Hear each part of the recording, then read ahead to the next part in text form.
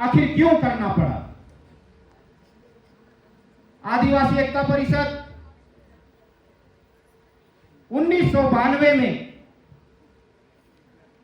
पश्चिमी मध्य भारत के राज्यों में कुछ वैचारिक साथियों के साथ में मिलकर कार्य करना प्रारंभ किया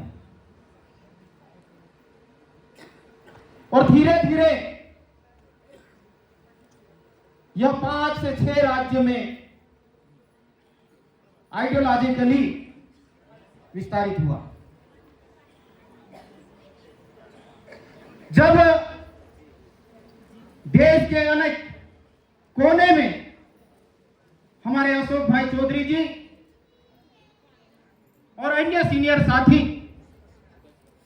यहां पर राजू पांड्रा जी भी बैठे हैं, साधना बहन मीणा भी बैठी है और उनके कई सारे सहयोगी यहां पर बैठे हैं, डोंगर बाबुल जी, जब देश के अलग अलग कोने में जाकर के आदिवासियों को जोड़ने का प्रयास कर रहे थे, सोच रहे थे कि देश के आदिवासियों को कैसे इकट्ठा किया जाए, लेकिन विचारधारा एक चीज है और रोटी कपड़ा मकान का संघर्ष दूसरी चीज है, और अपने अपने स्थानीय मुद्दे तीसरी चीज है। इन सब संघर्षों के चलते हम आदिवासियों को इकट्ठा करना है। अनेकों स्टेट में गए, मीटिंग्स का आयोजन हुआ, सेमिनार्स का आयोजन हुआ, बड़े आयोजन भी हुए, लेकिन चूंकि कोई चीज किसी ने निर्मित की है तो वो उससे प्यार मोहब्बत करता है, चाहे संगठन हो, चाहे मंच हो, चाहे बैनर हो।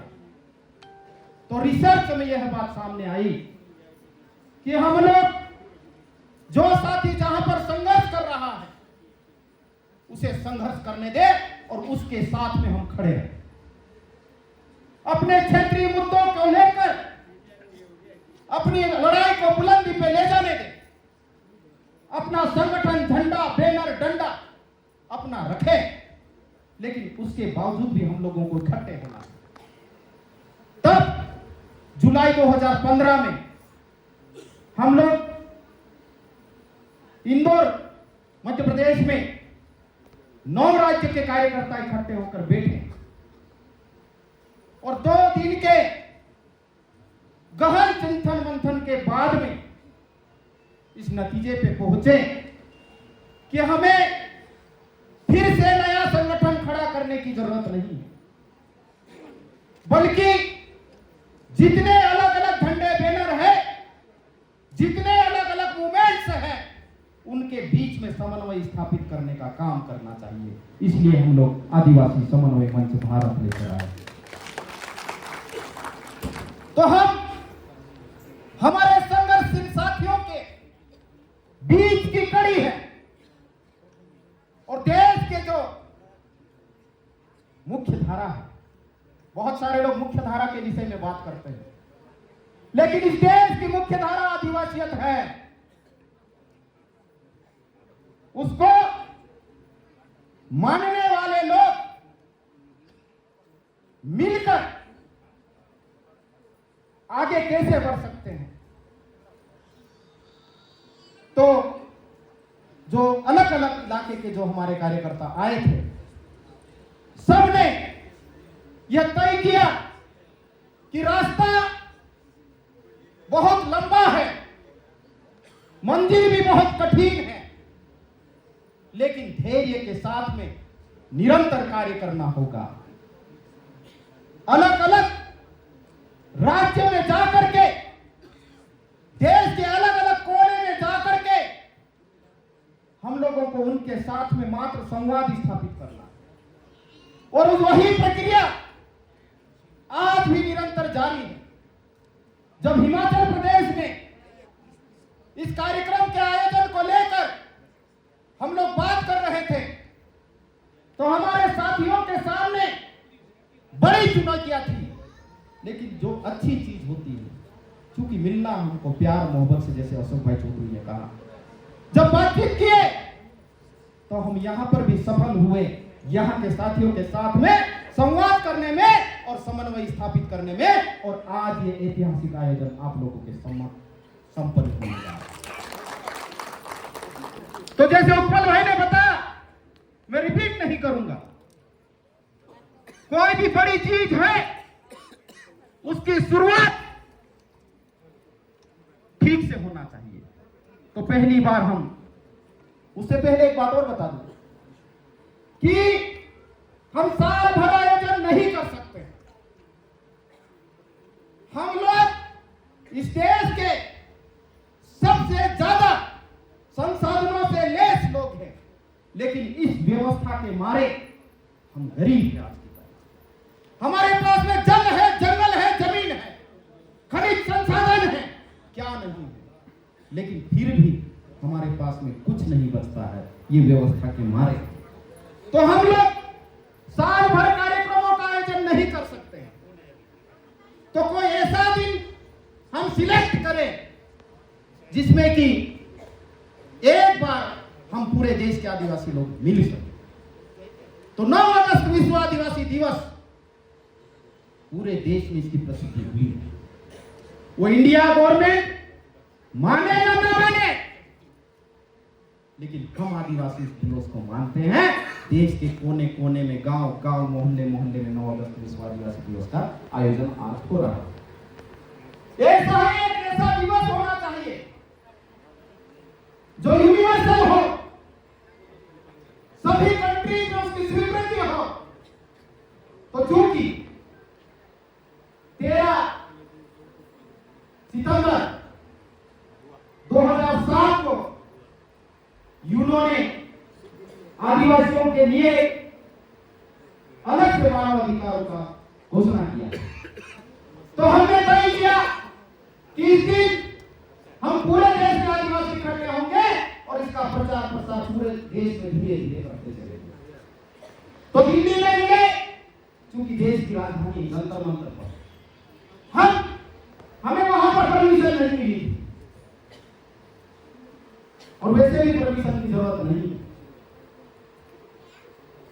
हमने कहा कि देश के अलग अलग कोने से राष्ट्रपिता महात्मा गांधी की समाधि स्थल पर हम दर्शन के लिए आए हैं, और वहां से जब रैली चालू की, हमने एक्सपेक्ट किया था कि 500 कार्यकर्ता इकट्ठे होंगे, और देखते ही देखते 3000 लोग वहां पर इकट्ठे हुए।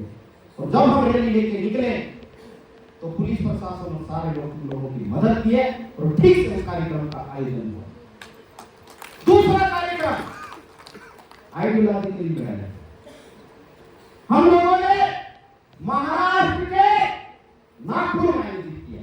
मैं पूरी कड़ी नहीं बताऊंगा, लेकिन सिलसिलेवार हम लोग काम कर रहे हैं, और इस तरह से देश के अलग अलग क्षेत्र में जाकर के हमारा वहां पर संवाद स्थापित करना और समन्वय स्थापित करना। तो आज लगभग कुछ इलाके को छोड़ करके, जैसे कि उत्पल भाई ने रिपीट बोला था, जो उसे रिपीट नहीं करता, उन इलाकों को छोड़ करके देश के हर कोने में हम संवाद स्थापित कर सकते हैं। और जैसे कि अशोक भाई जी ने कहा कि हम लोगों की पहला जो काम है, हम आदिवासी संवेदनशील है, लेकिन आज हमारी भी संवेदनाएं बढ़ चुकी है। तो संवेदना जगाने का काम हम लोग कर रहे हैं, और आने वाले समय में इस मानवता इंसानियत की लड़ाई को, प्रकृति मुक्ति जो शब्द लिखा था, कई सारे साथियों के मन में सवाल उठ रहा होगा कि आखिर क्या, धरती हमारी माँ है, हम इसके पुत्र हैं, इसकी रक्षा करने की जवाबदारी हम लोगों की है। ऐसे ही ये नेचर हमारा लालन पालन पोषण करता है, लेकिन स्वार्थ के वशीभूत होकर हम लोगों ने सब पे अधिकार जता दिया है।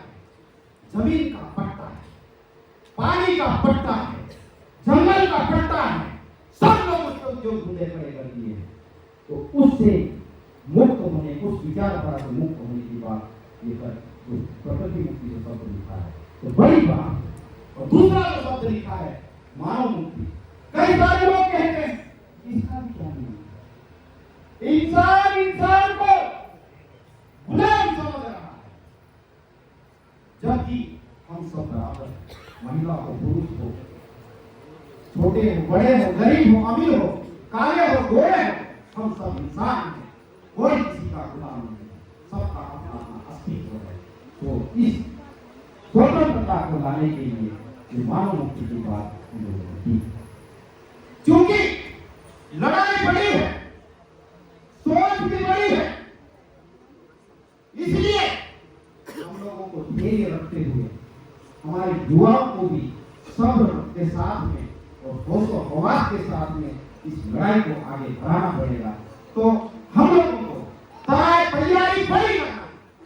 अभी तो हम गिनती के कार्यकर्ता इकट्ठे हो रहे हैं, ईमानदारी से दिल पे हाथ रखने के लिए कि आप अपने इलाके के कितने गांवों में एक संवेदनशील बन के उन लोगों से सीधा संवाद करते हैं, सीधा रिश्ता रखते हैं, उनके रोटी कपड़ा मकान के संघर्ष में साथ दे रहे हैं।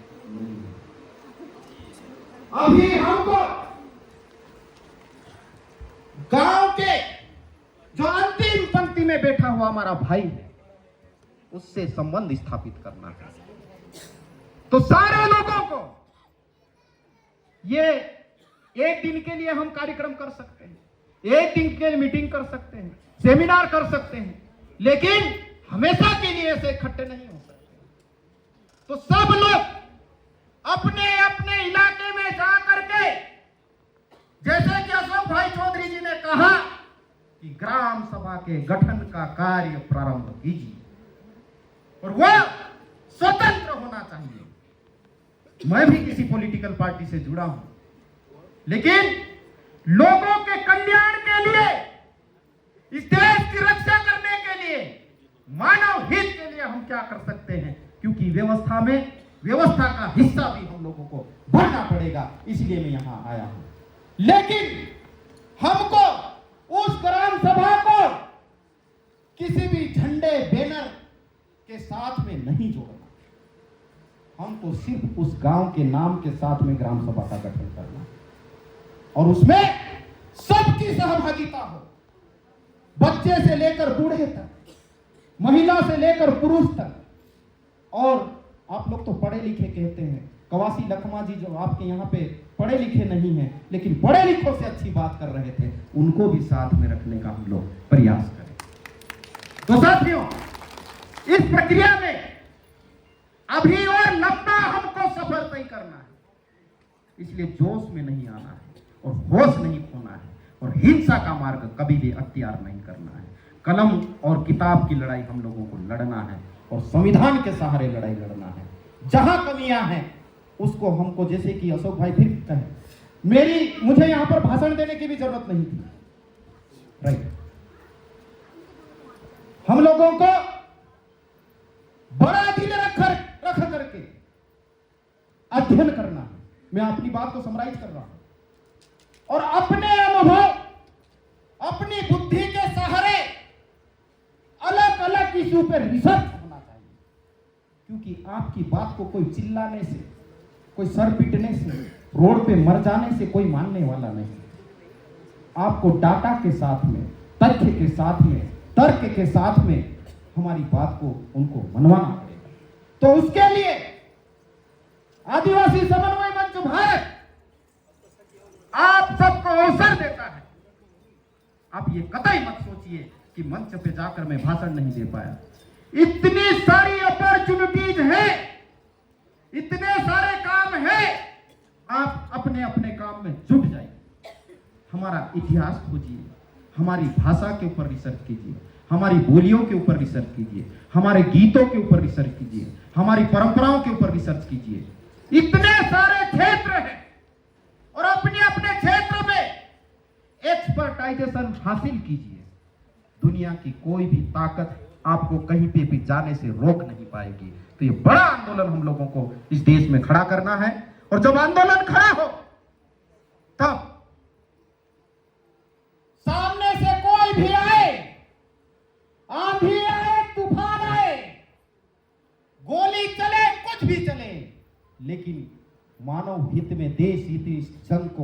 जीतना है। इस जज्बे के साथ में निकलने के लिए हम लोगों को ज्यादा लोगों की जरूरत है।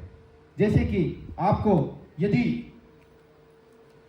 यदि डर दिखाया जाए कि आपको जेल में डाल दिया जाएगा, तो कम से कम हम 10 करोड़ लोग इस देश में रहते हैं। कितनी जेलें आपके यहाँ, जेलों में कितनी जगह है, ये हमको उनको परीक्षा लेना चाहिए, तब जाकर हम बड़े मूवमेंट में सफल होंगे। आप लोग यहाँ पर मेरी बात को ध्यान से सुने, लेकिन बात करना उतना जरूरी नहीं है जितना काम करना जरूरी है। और हम अपने अपने क्षेत्र में सभी लोग यहाँ जो इकट्ठे हुए हैं, इस आंदोलन को आगे बढ़ाने में सहयोग करेंगे। कल पूरे दिन भर जो मंथन हुआ है, सब लोग अपनी अपनी डायरियों में नोट कर रहे थे। सिर्फ डायरिया ना रह जाए, उसे हमें एग्जीक्यूट करना है और हम लोग मिलकर करेंगे। हिमाचल प्रदेश वाले साथियों का मैं शुक्रिया अदा और धन्यवाद ज्ञापित करता हूं। आप जनसंख्या में यहाँ पर कम होंगे, लेकिन इस देश के आदिवासी आप लोगों के साथ में हैं। कोई भी इशू है, हम आप लोगों के साथ में मिलकर लड़ाई लड़ेंगे। बड़े जो इशू है हम लोगों के, देश के संविधान में आदिवासी शब्द को शामिल करने की बात हो, चाहे जनजाति सलाहकार परिषद में गैर आदिवासी व्यक्ति को जो अध्यक्ष बनाने की प्रक्रिया है, जो गैर आदिवासी